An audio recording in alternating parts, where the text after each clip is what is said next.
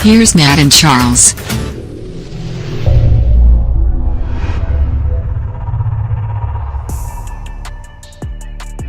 I brought coffee. Did you bring coffee? I didn't. I just walked up from the pool hall. You ate at the pool hall? Yeah, the preacher's been out at the pool hall with a couple of teenagers. Sarah Lyle is staying over with Maddie for the afternoon. I took her down to the pool hall. Yeah. Look, the preacher's at the bar. I'm about to leave that in. Matt Hinesley at the pool hall. Yeah, just for the cheeseburger and the fried pickles. Man, they got and sweet tea. They got a what is it? The Philly cheesesteak fries. Oh, yeah. Holy cow, man! You talking about stick to your ribs? That's good stuff. When I told people that I was moving to Zebulon a few months ago, they all said, "What people don't know is the pool hall is the best place to eat in Zebulon." It is. It's the best kept secret here in Zebulon. But I remember when they opened it up. You know, the building wasn't half of what it is now, but. They only had one or two pool tables in there, and they really turned it around. They didn't even have food when they first opened up. This is something they just started, you know. And unless you want Mexican, that's the only place open on Sundays. That's right. I was going to say chicken, but chicken's not open on Sundays in Zebulon. You can't even get the Lord's chicken around here. That's right. Well, welcome to the podcast here at First Baptist Zebulon. This is one of the new things here at ZFBC, and I gotta take give credit where credit's due. This is Matt's brainchild. This was not my idea. No. Matt came up with this and was like, it'd be really cool if we did a podcast. And I was like, I'll be honest, I've never done a podcast before, but I watch a lot of them. I listen to a lot of podcasts. To them all the time. Yeah. But I figured this would be a lot of fun. So, you can get it from the horse's mouth. So we're calling the podcast First Impressions. And so I figured we kind of give our first impressions of certain things. I guess what's nice about right now, like today is the second Sunday of January, so the second Sunday of 2023, and I figure it's probably fitting to talk about the new year, or maybe even reflect on 2022. And I guess just to give you a jumping point, for our church, this has been a year of new beginnings. You came to be with us in October of last year, so this will be your first full year, with us here, and it's new beginnings. So already we've got the website, we've got the app. The sermon series have been fantastic, man. Today in James was awesome, dude. I was up there just hooting and hollering just behind my screen. Good. I'm glad you. I thoroughly enjoyed that. But from your life, I guess, so people can kind of get an idea, just into the glimpse of Matt Hinesley and the Hinesley family. What has this year brought you in 2022, and what are you looking forward to this coming year? Well, so far 2022, especially in the part of coming over to Zebulon, it's just been adventure for us. I mean, that's been something where we have been for 15 years in the same place, in the same ministry, trying our best to faithfully serve in that ministry, but also having a desire to see what God has for us. And so we're just having time of our lives right now, being on mission and being and doing something new, something fresh. And for us, this year is going to be all about experiences. Okay. More than even at Christmas, what can we give each other that would be an experience to look forward to instead of just a gift that's, being styled today and out of style tomorrow. So we're thinking of experiences and, I like that. And just having that opportunity to go on an adventure together. Cool. What are some things about the church that you're looking forward to just in 2023? I am looking forward this year. In my mind, 2023 is a year of restoration. Okay. I know we got a lot of things around the church that just need some work, need a little love, need a little mascara on there. There you go. We need to get some things fixed up, and so I'm excited that we are in the process of those first steps. Yeah, definitely. You always want to see the end and get to the end of something to be doing. Those first steps are often the hardest, and so we're just now putting those first steps together, and we don't exactly always know what every step's going to look like down the road. But just the idea of getting started and being on this adventure. There's a book that I read. It was called The Wild Goose Chase. Okay. And it's sometimes, especially as guys, man, we love a good wild goose chase. Oh yeah. Well, we like sending people on a wild goose chase. Yeah, we do. Especially our wives. But in ministry, a lot of times, you're following the Holy Spirit, and sometimes it feels like a wild goose chase. Yeah, that's right. But you still got to be willing to chase that goose. Yeah. And so we're chasing that goose this year, really trying to get in and continue to get to love people, know people, and move in that direction, but at the same time getting things at our base fixed and ready so that we can take some big steps forward. Definitely. You know, and I didn't even start out right, since this is our first podcast. I guess if you've never had any experience with First Baptist Zebulon, who are these two guys here that are talking on this podcast? You know, so Matt is our senior pastor. We called Matt in October of this last year, and Matt was a youth pastor, and we won't hold that against him. But for what, especially since I'm talking to right, you as a youth pastor, that's why we won't hold it against you. There's a lot of empathy in that statement there. Yes. But you were a youth pastor for, was it 14 years before coming here? 15 years, almost 15 years in Greenville, Georgia. Okay. Serving in one ministry there, and so I got to see a lot of kids born and actually end up ministering to them in middle school and in high school. A lot of teenagers that are now in ministry in their own places, right. or That's coaching, a cool or being principals in different places, and so we just had a really good time. I always kind of knew there was going to be a day where God was going to move me back towards preaching and pastoring, but for me, having 15 years there and having a great successful ministry, having a great pastor to learn from and to work with, and the church just being awesome in general, I was not leaving for just anything. Yeah, definitely. And so for me, Zebulon, the Lord said that's the place to go, and it's been easy because it is such a great church here. That's they cool. do have a halfway decent youth pastor here. Heard he's really good looking. Yeah, he's a really good looking guy. You know, he likes to sue people for a living. That's right. Zebulon had ticked all the boxes. Cool. Loved the worship style, loved the music, very genuine. Not trying to be like everybody else and do what everybody else does and follow every fad. Just be genuine in worship. Yeah. And children's ministry was on point. Student ministry is awesome. Charles can do the pastor job just as good as anybody else. And I don't know about that. It's a great only when person to I'm be able to have. when I'm thrown into the fire. You know? Yeah, and I will. Yeah. I've been thrown into the fire. Thank you, Pastor Jonathan. And I'm going to throw you in the fire right. Hey, sometimes. Listen, if you're in ministry for any amount of time, it's going to happen. Yes. It's In just gonna season happen. and out of That's season, it. the Bible be says. ready So in you just season might and as out well of be season. ready. So That's right. Although I don't give up a lot of pulpit time because I do enjoy that part. Absolutely, of course. I really enjoy the pastor side of it. For me, it's preaching and pastoring. That's my priorities, and that's whether it be in the hospital or nursing home or at your house or at the church. Yeah. I'm into people, and That's what ministry is all about. yeah, you got to love people. That's right. Genuinely. Well, so Matt's our senior pastor. I'm the youth pastor.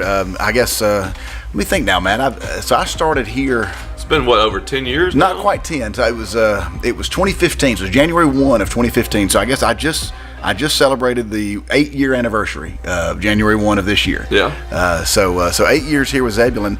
Of course, I've loved every minute of it. And one of the things that you just mentioned, being a youth pastor for so long, it's so cool to see kids, start in your youth ministry, grow all the way through it, graduate college, get married, have kids. Some of my very first youth students right now are married, they have kids, and like you said, some of them are serving in their churches.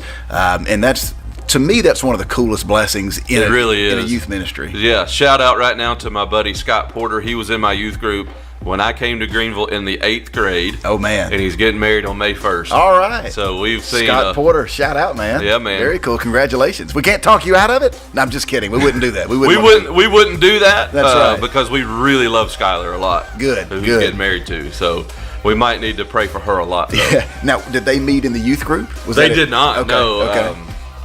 They met after high school and college, Yeah. and it seems to be a great thing. That's but cool. to see my little buddy who was a little short guy, Yeah. just crazy and Yeah. knuckleheaded 8th grader, and now he's getting married. Man. And I tell you, come a long way, my man. a pillar that was in our youth group here at Zebulon. By the way, we call our youth group the EPIC Youth Group. EPIC is an acrostic for Extreme Power in Christ, or Everything's Possible in Christ. And so when I first started doing youth ministry, we were at a church that we planted down in Locust Grove called Eagles Brook Community Church. Yeah. It was a church that we just kind of started in a house and grew into a school gymnasium, and then we built our own building. And that's where I felt the calling into youth ministry. And so I had, the kids that were already part of that youth group. And one of the kids, we found out later on that we were related. We were distant cousins. And he had a little brother, all right. And this is the consummate little brother that's annoying, and hanging around the youth group and obnoxious, and nobody liked him, and this and that. And so when the little brother finally got old enough to be in the youth group, I had to sit him down and say, look, man, you have to calm it down. You don't have to show off in here. There's no girls in here that want to talk to you anyway, so you don't have to be a show off. Wow. Yeah, I had to have the read the riot act to him. But I'll tell you, this kid, he grew into my youth group and went from 6th grade all the way to 12th grade in the youth group, and he never left. He stayed around, and even to this day, I think he's 25 now, so he's aged out of the youth group 7-8 years. But even now, he'll still come over here. He lives in Jackson. Come over here and spend time with the students. So sometimes he goes on trips with us. Just that was a cool story to be able to see this kid that hung out with the youth group as a brat. Yeah. And we couldn't get rid of him. To now, we still can't get rid of him, but he's an awesome guy, and we're excited to have him part of it. So in the upcoming year, I know that you've got a lot of sermon series that are planned and things like that. What I'm really excited about is the new avenue of ministry that's digital now. So with our church, COVID forced us online, and we did not have a live stream. We didn't have an online ministry at all. And so once COVID for hit, churches, it really was the great unknown, the wild frontier. That's exactly right. We were so especially afraid of it. A little country church like this. Most of these, we don't really, we're not computer proficient. We don't really know how to turn on a cell phone, some of us, and so it kind of forced us online, and we created our online ministry, and we started doing the Facebook Live. And I'll tell you, if you don't know much about First Baptist Zebulon, since Matt has been here, we have taken that online thing and just exploded it. So now we're live on our app, we're live on our website, we're live on Facebook, we're live on your YouTube page, and we have room to grow from there. Yes. This podcast is one of the new things now that we're doing, and so just a really cool. I'm excited for that. I guess that's the nerd in me, because I like all this computer technical stuff. And Matt, you were saying too that I'm kind of like you. When we get a hold of something new, we like to tinker with it until we just want to play with it, see what it'll do. That's right. But this website is something cool. The website is a huge tool. Yep. The podcast is a really cool tool. What I think about this podcast, the idea really is, people that come to church and that's pretty much their only engagement with the church. They may not know you on a personal level. They may not know me on a personal level. And so the idea here with the podcast is to be kind of, let our hair down, no pun intended. And well, I'm getting there too. But just to be who we are. Yeah, I mean, sometimes you look at the ministers in your church and you think they're the guy in the suit and tie and and they're buttoned up and everything's. We're just regular guys, and they don't do anything wrong. I love that one. No. You mean to tell me you sin? Yes, we mess up every single day, and you can ask our wives. Usually, the sermon that we preach, we've already preached to ourselves. Absolutely. And had to deal with it ourselves and move forward. I know, especially like today, with starting in the book of James and finding joy in everything, and you perform funerals, you're seeing people in ERs, and you're just like, man, so much is trying to steal our joy. And then James goes, no, consider everything joy. Find joy in everything. Even and not to be a advertisement for the Joy FM, but it's a great thing. I mean, to find joy in every situation you have. If you can find that silver lining, that joy, the God moment, and all of it, then it'll change your life. And I gotta learn that, teach myself that. Same here. Before I can teach it to you guys. It's easy for Satan to steal your joy. I mean, it really is. And all he's got to do is bog you down. And for somebody like me, believe it or not, I got a short fuse when it comes to a lot of things. Especially like you going through drive-throughs. You get in. I was telling you the story about me being in the checkout line at Walmart. It just drives me nuts. Now, and me and you share one, and it's behind the wheel of the car. Yeah, no, we're not patient. I'm telling you, and that's that's a part where even on the way to church, it can steal your joy. Let me tell you a great story here, talking about being behind the wheel of the car. So when I first started in youth ministry, this was the church that we planted, and so I was on my way to church one morning. Now I lived about 45 minutes away from the church, so we had to get going. All right, and my family.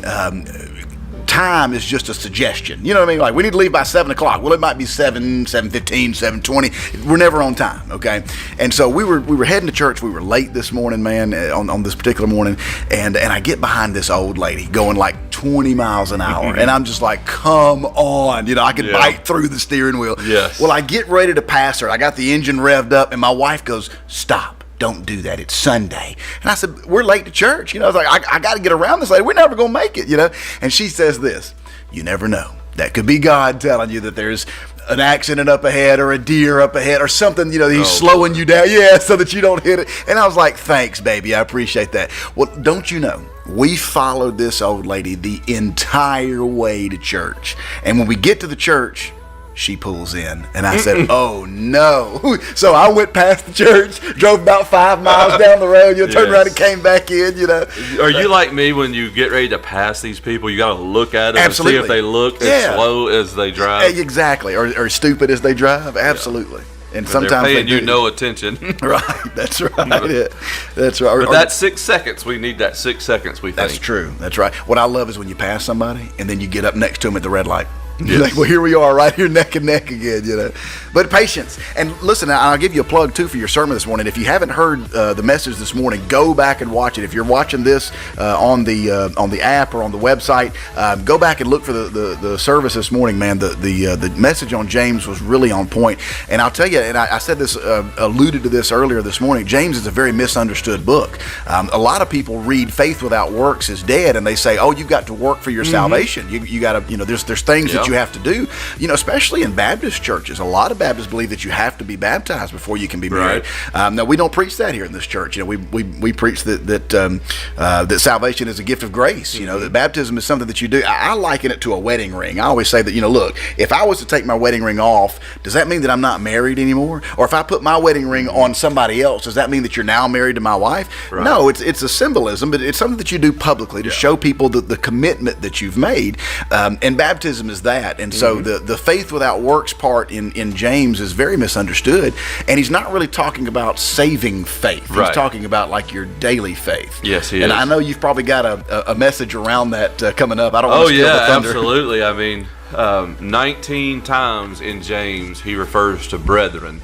And he makes it really clear he's talking to believers. Saved people, Christians. That's right. But we all know that we grow in our faith, and a lot of times we have a faith in Jesus. We have a saving faith in Jesus that we know our eternal security. We know we're going to go to heaven when we die. We're not going to go to hell.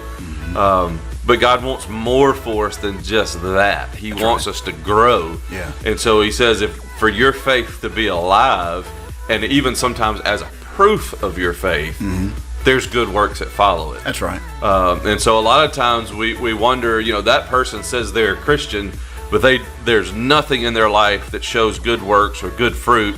And we would have no problem going up to a tree that's an apple tree that's producing no apples and saying that's a bad tree. Yeah, that's right. But we look at our own lives and we look at other people's lives and we think, oh, we can't say anything.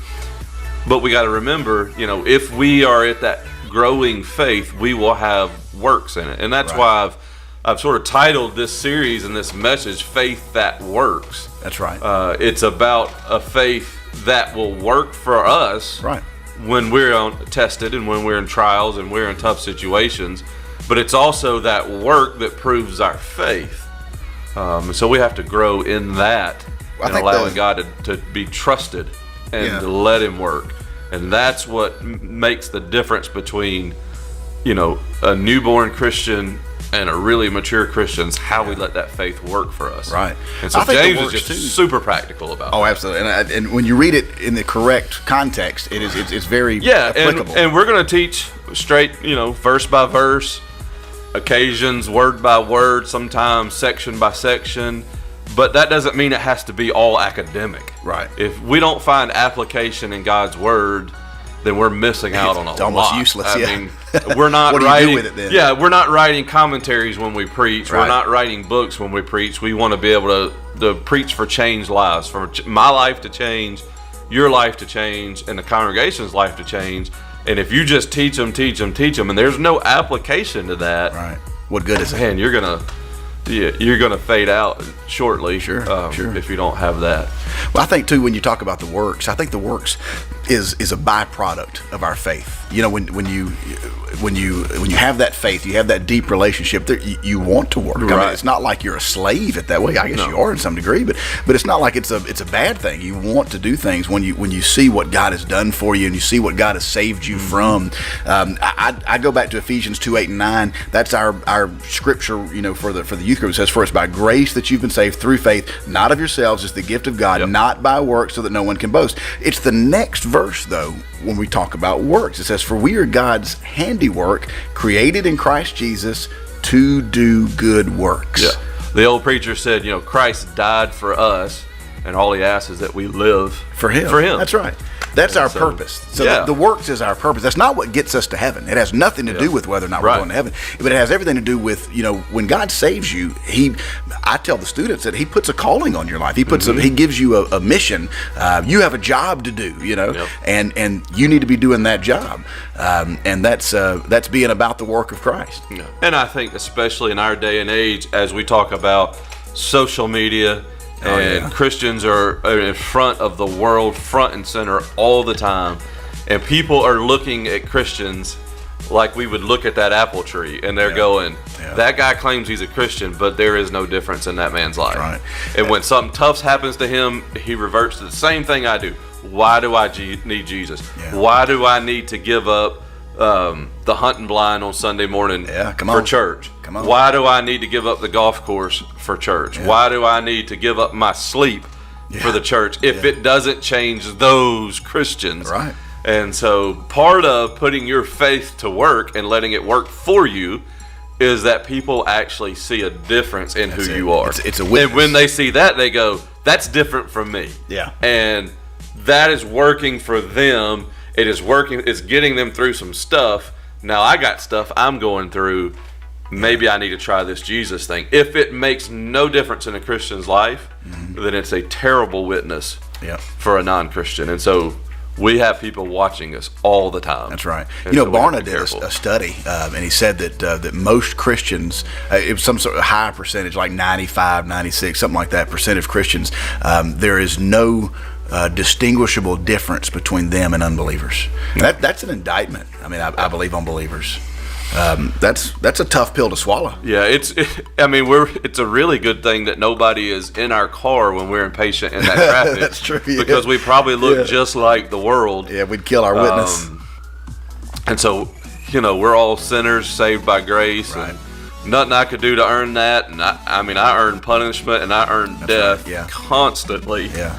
You know, the Bible says the wages of sin is death. That's what I earned. Yeah. And so when Jesus given us that salvation as a free gift to anyone who will take it, man, it blows my mind. And as a result of that, you know, what I want to do is make him proud. I want to live for him. I want to be reminded of the name that I carry and go, man, I don't need anybody else to be like me. I don't need to be a celebrity pastor. I don't need to have a fan following. Yeah. Skinny jeans. It doesn't matter about my likes on social media or, you know, I just need people to hear Jesus and be changed and altered by Jesus. And that's right. That's all we're trying to do here. That's right. You know, on the one hand, you know, I think I don't know if I had to choose my words wisely here, but, you know, even as a pastor, even as a minister, as a youth pastor, even a servant in the church, you know, we're going to mess up. We're going to sin. We're going to do things that are wrong. You know, and nobody says that when you become a Christian, you cease to sin or you cease to get it wrong or you do everything right from then on. You know, it couldn't be further from the truth. Yeah, wouldn't it be great? It's like you said this morning. I'd love to be able to preach that. You know, that no problems from here on out. You know, wasn't there a time in youth ministry you're like, oh, I want to work in the church because it'll all be summer camp. All the time. We'll just go to youth camp. We'll have a good time. My first year. And then your first day on the job, you're like, wait a minute. It's not like that at all. Yeah. Somebody lied to me. Yeah, I'll give you a little history about me.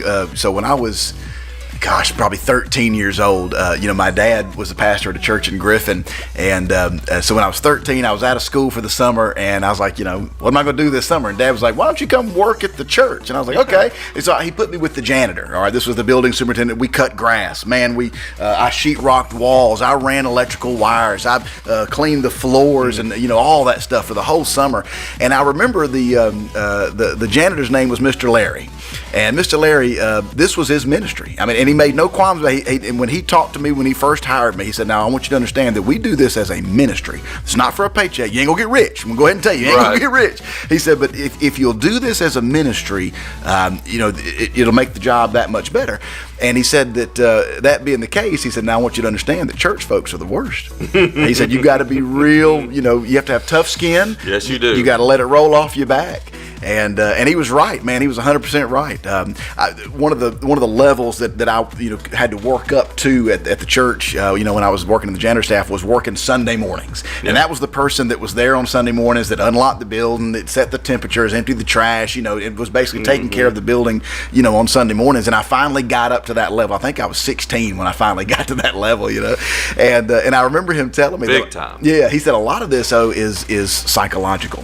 And he said that you'll go into the Sunday school room with the old folks in it, and they'll say it's too cold in here. So you say, oh, no problem. You go over there to the thermostat and you just jiggle it a little bit. Don't even do nothing to it. Just play with it, and then say, I'll be back in 10 minutes share to check all the secrets, man. That's right. But listen, I would really behind the curtain today. That's right. Yeah, you're getting a lot of free information here. But I would do that, man, and I'd come back in 10 minutes. How's it feel? Oh, it's great. Thank you so much. Whatever you did, it's great. And a lot of it is psychological. But I say all that to say that the church folks will let you down just like anybody else will. Well, and that's true. Church folks let you down, but your preachers are going to let you down. Absolutely, your pastors are going to let you down. But our Sunday faith is not in those people. Yeah, exactly. That's not where our faith is. I mean, we would be awful skinny if we gave up on every bit of eating if we had one bad restaurant experience. That's exactly right. That's exactly right. And we're all flawed, and we're all, messed up, and a lot of us are just really, really passionate, even still, about the church. And so the church is made up of a whole bunch of imperfect people, including the preacher first and foremost. That's the beauty of grace right there. Is we've got that grace, and I'll be the first to tell you, I ain't nowhere near perfect. And if you've got your faith in me, we're both in trouble. But I'm so thankful that Jesus says the standard is perfection. He didn't change that standard. He didn't say, no, y'all just get by with what you can. Yeah. But Jesus comes in and says, I'll die on that cross for you to put perfection in your life. That's right. You can have my perfection, and that's man, that makes me want to work and be and deal with whatever there is to deal with and to move forward, because I think ultimately there's a vast number of people in Zebulon, and especially at First Baptist Zebulon, that want God's kingdom to grow here. Definitely. And to be successful. And I think we're right in the midst of all of those first steps. That's right. And I look forward to 3, 4, 5, 6 years down the road, and we go, man, look how far we've come. I know we got a lot of first steps. I'll tell you this, I don't know what, I bet your dad would probably agree with this, being the pastor. All of my mentors have said, don't change anything for the first 2 years. Okay. Just go in there, love the people, get to know them,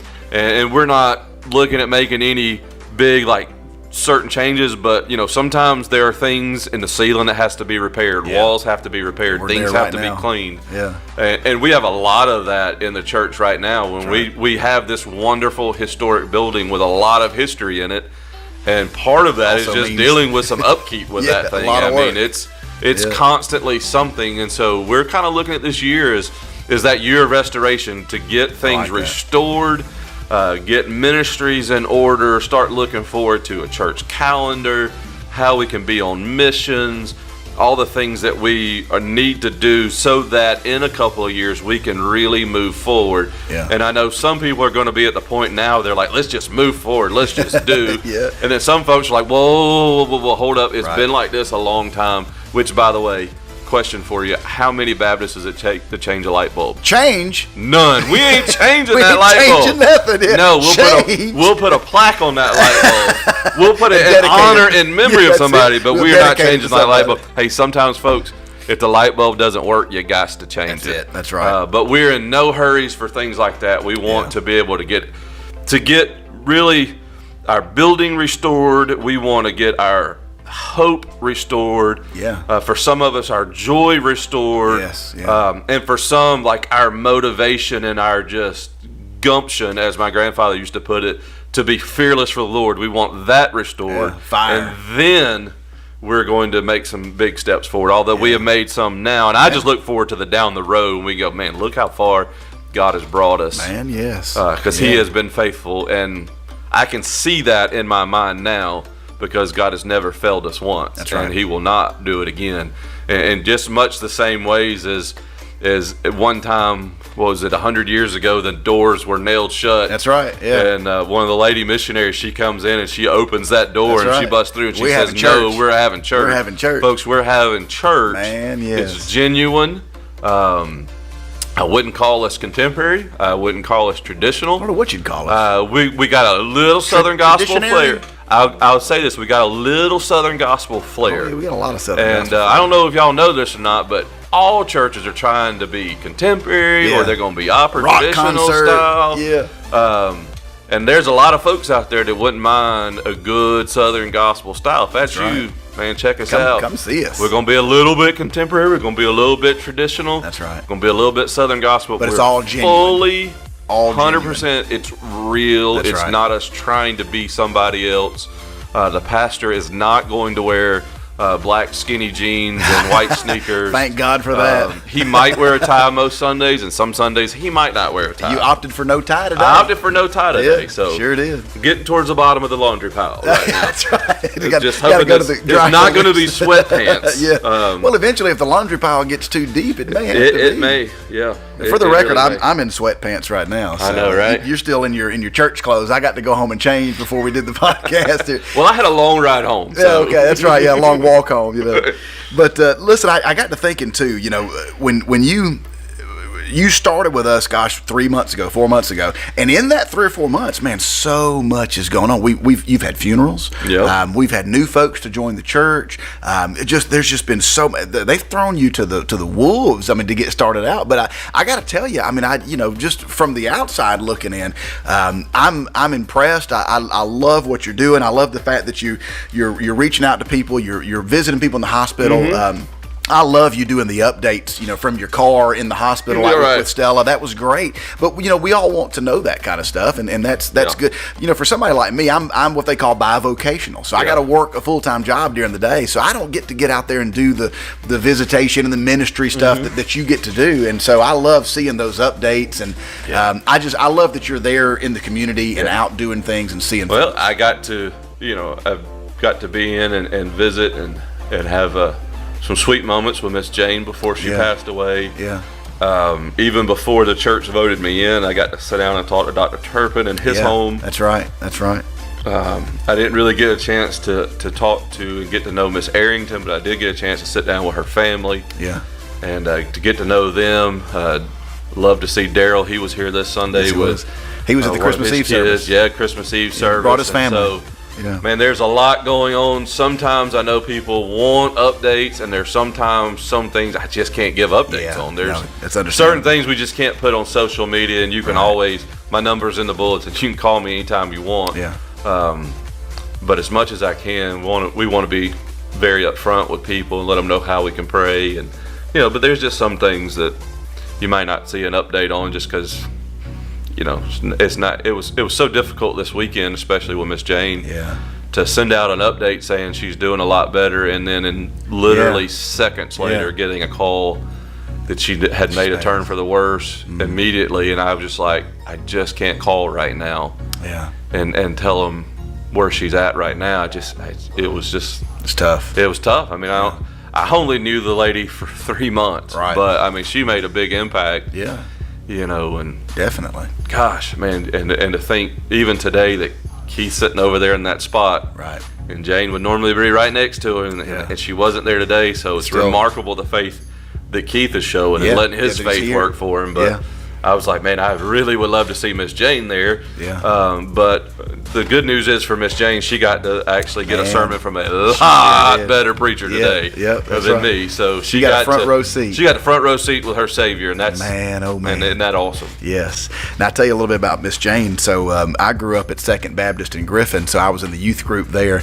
But I was in the children's ministry before the youth group at Second Baptist Griffin. And Jane and her husband, Mr. Roy, Roy was the music minister for a little while, and then Roy kind of transitioned into the children's music minister. So I was in his children's choir. Wow. And so this is how well Mr. Roy knew me. Okay, he said that I was class clown in the children's choir. Way. Yeah, I think that's a I know that's hard to prerequisite for a believe. youth minister. Yeah, it's hard to believe. You have to have been to class clown for a little bit. But he said what he would do is he would give me the first 10 minutes of class, and he'd say, "All right, tell all the jokes you want to tell. Get it all out of your system. For 10 minutes, and then the rest of the class is mine." Yeah. And he said that after he implemented that rule, I never bothered him again. I'm impressed that he could rein you down to just 10 minutes. Yeah, that's right. That's right. Yeah, but I guess I just would get ready for my 10 minutes, in class, and then present, and then I was done. Yeah. It was out of my system. But that's great. He was. That's probably why him and his family. Yeah. It's probably why I have no musical ability, because they took all the man. I'm telling you, on the grandchildren. Jeez. So they did something similar at Mr. Roy's funeral. They all got up and sang, and I think one of them played the guitar at Mr. Roy's funeral, and it was phenomenal.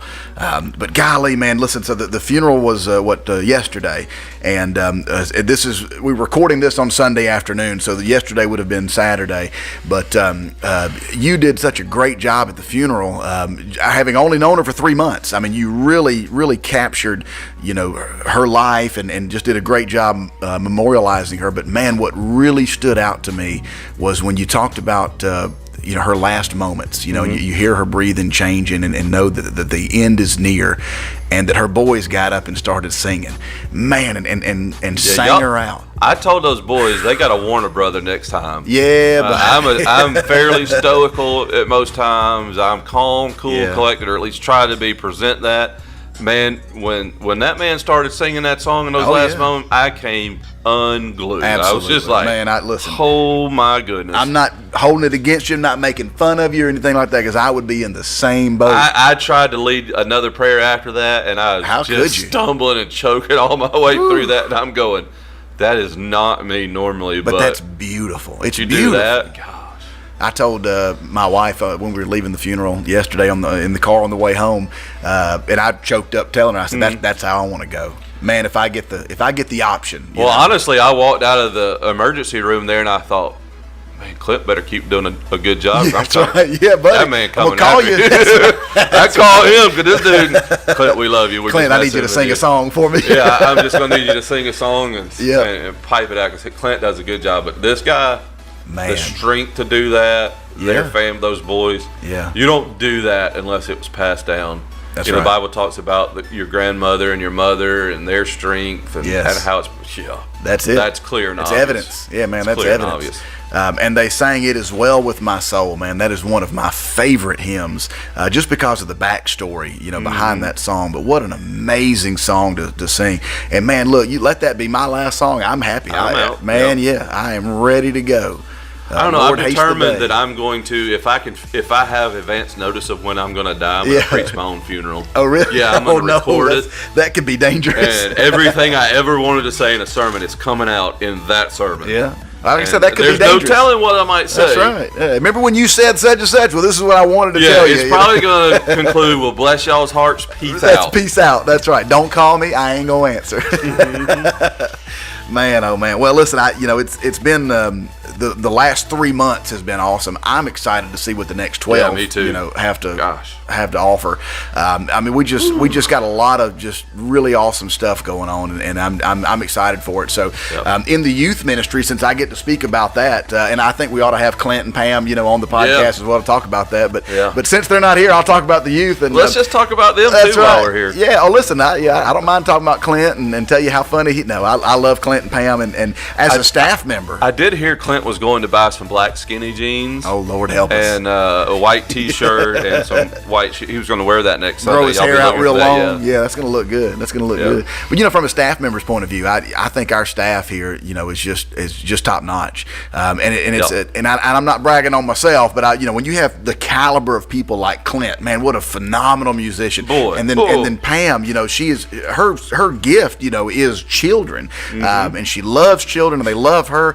We see more, you know, decisions, you know, salvations and things like that in the children's ministry than any other department in the church. Yeah, she's doing a jam up job. Yeah. The weekday program's doing a jam up job. Yeah, the weekday program's another huge blessing. I mean, just awesome what Clint's doing. Yeah. Knucklehead over here next to me is doing a great job. And I'll be honest with y'all. Now, don't turn behind me. I'll be honest with y'all. In the whole process of figuring out, do I want to come over here? Is God calling me over here? Part of it was looking at staff. Is there staff absolutely.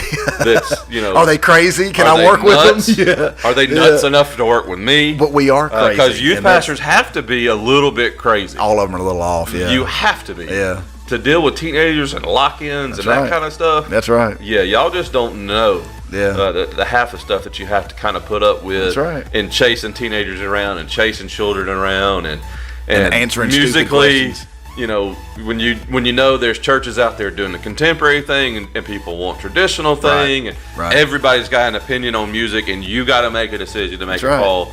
All of our staff here, you know, they don't even have to speak for themselves. I can speak for them and tell you, they're all doing a really, really good job. It is difficult to please everyone, especially musically. Oh yeah. It is difficult with everything that teenagers have options for. Yes. Yes. The stuff that you and I dealt with in the 9th grade. Yeah, it's all these teenagers are dealing with it in the 6th grade. Right. All the while it being online for the world to see. Right. And so if they mess up, it's online for the world to see. That's right. And it is so difficult to really know who you are in Christ as a teenager. Yeah. With all the things they have to face and everybody watching them. I can't imagine if the whole world was watching every decision I made growing up, or every critiquing every dumb thing that I did, every stupid thing I ever said to a girl, or every, you know, just to constantly be online and somebody go and like or dislike. Right. Yeah. And of course so to have a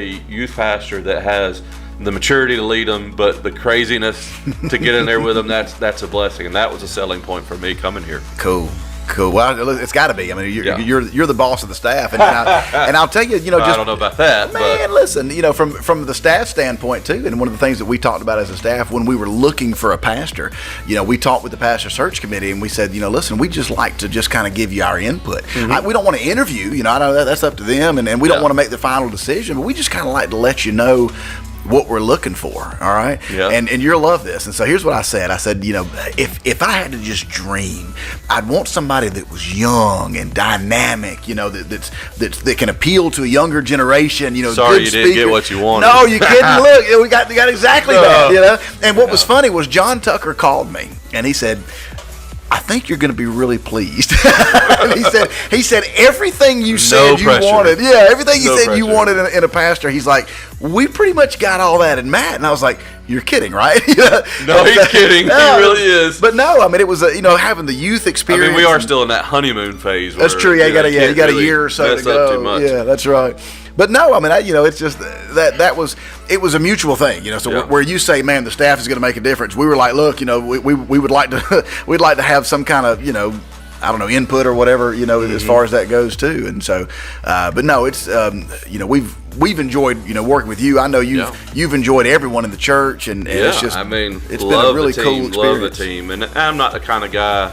I know there are some preachers that would come in, clean house, bring their whole new staff in or whatever, and that just, in most cases, seems dumb to me. Yeah. I mean, these guys have invested in the church. They've kept it above water and running and going and doing such a great job in that meantime. And so my goal coming with y'all is to be a leader, but more like a discipler. Right. Somebody that can help, like, you get to the point where you want to be, and Pam and Clint get them to where they want to be, and help them to grow.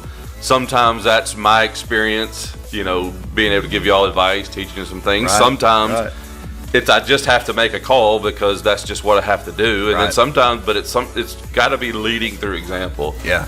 Never going to ask you guys to do something that I wouldn't do, and we understand and have to understand that you guys are bivocational, and so there is a limit to what you guys can do, and there's a limit to the time, and we need you at home with your wife and your kids first and foremost, or your husband and your kids first and foremost, and so we want us as a staff to just grow together. Yeah.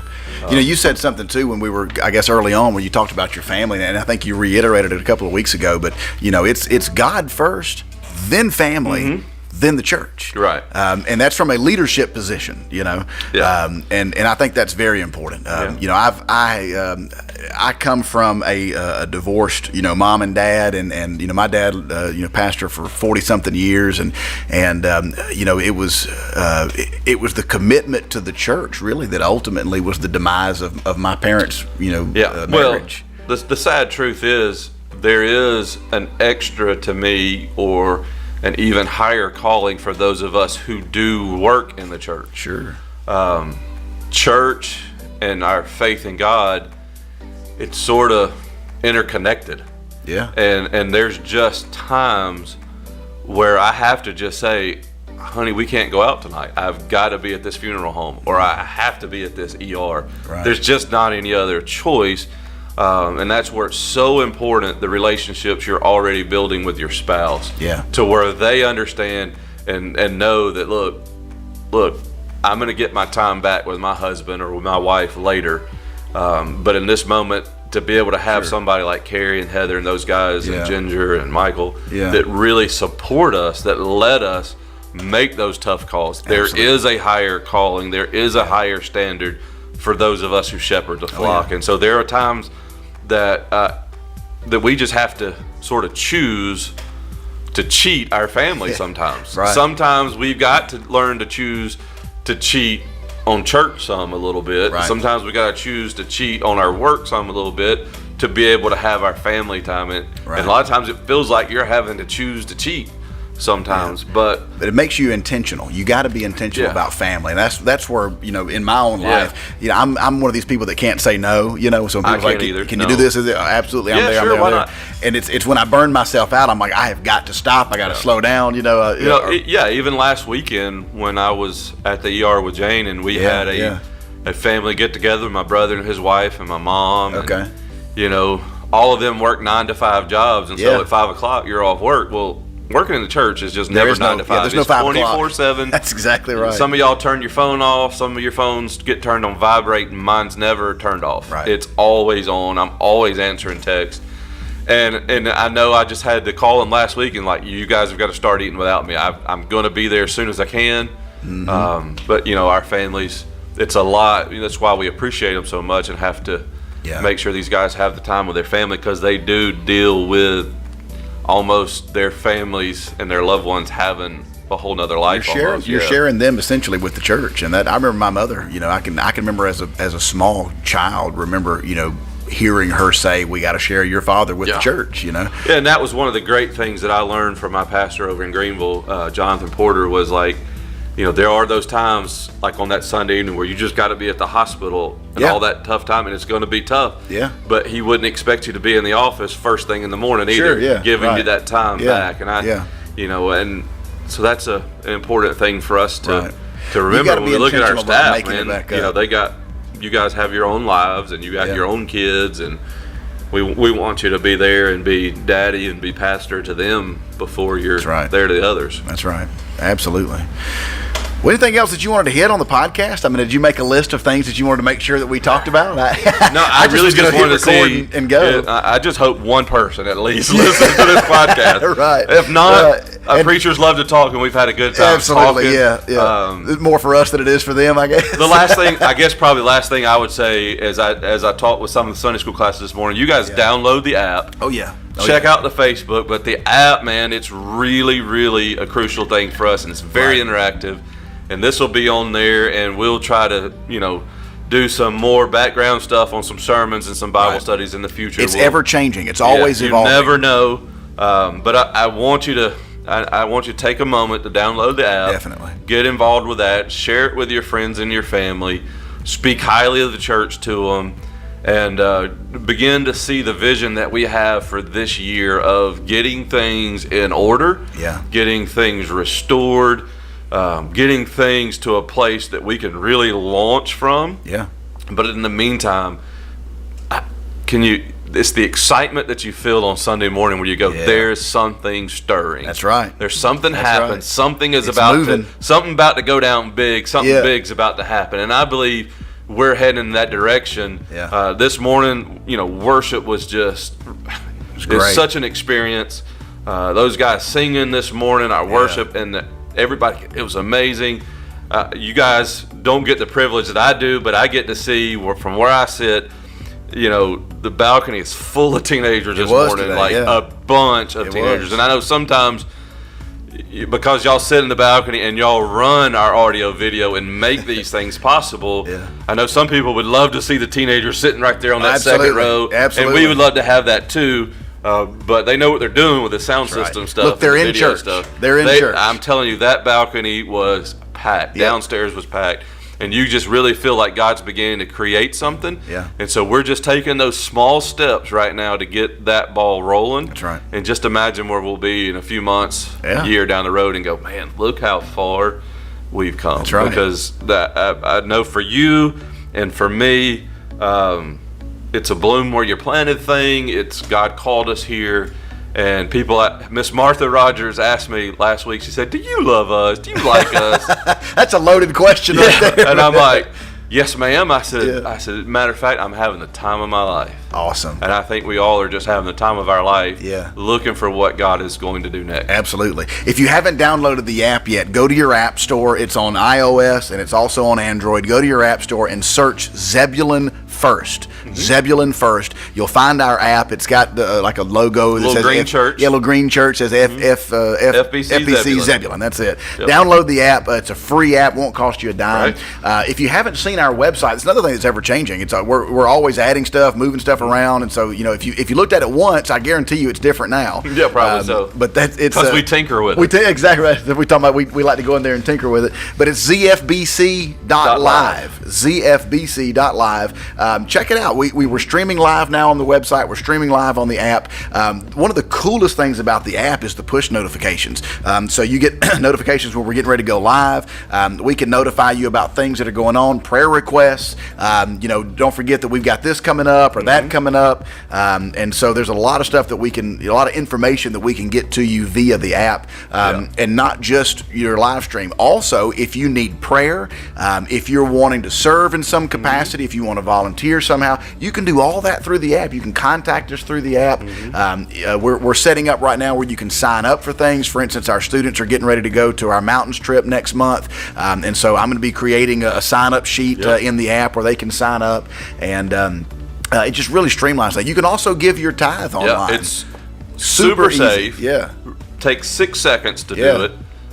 Very, very easy. And I know some people are just like, no, I'm just going to give my check. Totally fine. But if you think about it, if you're putting a stamp on an envelope and driving to the post office, you're going to spend more than $1. And I think that's what it costs is $1, essentially in fees. And so you can set all that up. If you're looking for convenience, you can do that right there on the app. That's and the webpage. That's right. And what I like about it too with the app is you can set it up to recur. So you can do, if you get paid every 2 weeks like I do, you can do it, recurring every 2 weeks. Yeah, and if you need to pay for your kid's trip to camp, you that's can right. do it right there. Yeah, we do deposits and things like that. That way, if you're like me and Carrie, we don't even have checks. I do. I couldn't tell you where they are, but I do. We don't have even have checks. So what's a check? If we could use, it's essentially like using a Venmo or a PayPal or Cash App, same type principle. Yep. And so but it's very safe. Yeah, it's very safe. Trust it. And it's very convenient. So please download the app, check out the website. We're going to try to do this as often as we can. I don't really have a set schedule for this yet, but just whenever we get a chance to get in here and talk about stuff that's look for the First Impressions logo on the app. There you go. You can listen in. There you go. So share it with your friends. Look at these knuckleheads that we have leading our church. These are the two idiots that speak in our church. Are they going to rename it the Two Live Idiots? They might do something. I just for the record, I suggested we call it Two Stupid Dogs. Dogs. There used to be a cartoon called Two Stupid Dogs. Go Dogs, Monday night, baby. Yeah, but again, this is being recorded on Sunday, so I hope we do good tomorrow. But most people will watch this after the game, Monday. So I didn't want to say too much about the Bulldogs game. Yeah. Next, we're having a prayer meeting for the Bulldogs. That's right. Yeah, and for that secondary. If you need to repent from some of the words that you Keely said, Ringo, let's go, baby. Step it up. Hey, come on now. Come on. All right, Mike, we know what we're doing. Could cover one of those guys, man. Not me. Look I at can't me. even throw the ball 5 yards anymore. Nope, they could run right through me if I had the ball. We put all that on some 18-year-old teenagers. That's right. Well, they're a lot better at athleticism than I am, so I'll leave that to the experts. Well, if you think about it, how many times do people go home on Sunday and have roasted preacher and fried deacon for lunch? And then we Monday morning quarterback those guys. It's like, no, it's just a game. It'll be all right at the end of the day. Roasted preacher, but still, go Dogs, please. That's right, absolutely. And listen, we gotta convert Miss Carrie. I don't know what's going on over there, man. We're gonna have to lay hands on her one Sunday. And some of you ladies need to have a spiritual intervention. That's it. That's what we need to do. Bring a bunch of Georgia stuff to church. People, man. The Auburn people. Like, are they War Eagle? It's War something else. Are they Tiger? Who knows? And why, when you win, do you roll your own campus? I love that. Yeah, that makes a lot of sense. You don't ever go roll your own house with toilet paper. Right. You'll go roll somebody else's house with toilet paper. Correct. Why you roll your own campus? Like, if you do win the lottery enough and a miracle happens and you beat Alabama, go to Tuscaloosa and roll it there. Roll Alabama. Not your own campus. That's right. Golly, well. Anyway, that's Alabama, folks. Podcast, that's right. Yeah, what are we gonna do with Alabama? We'll do a sports podcast one day. Well, I guess that's gonna wrap it up for our podcast. We'll go ahead and call it a day. Yeah, let's do that. We'll do this again. Watch for it again, but again, App Store, search Zebulon first, or go to our website zfbc.live. We ought to put a link to the app on the website so that people can go to the website and download the app that way. We're just Charles is our techie guy. We're going to get him to do that. We'll figure it out one way or another. I'll just we'll fake it till we make it, I guess. So you make it. Yeah. All right, First Impressions. This is our first podcast. We're going to call it a day. Thank y'all for joining us. We'll see you next time. Y'all feel free to give us your first impression. That's right. Yeah, be easy on us, though. Be easy on us. All right, we'll see y'all later. All right, brother.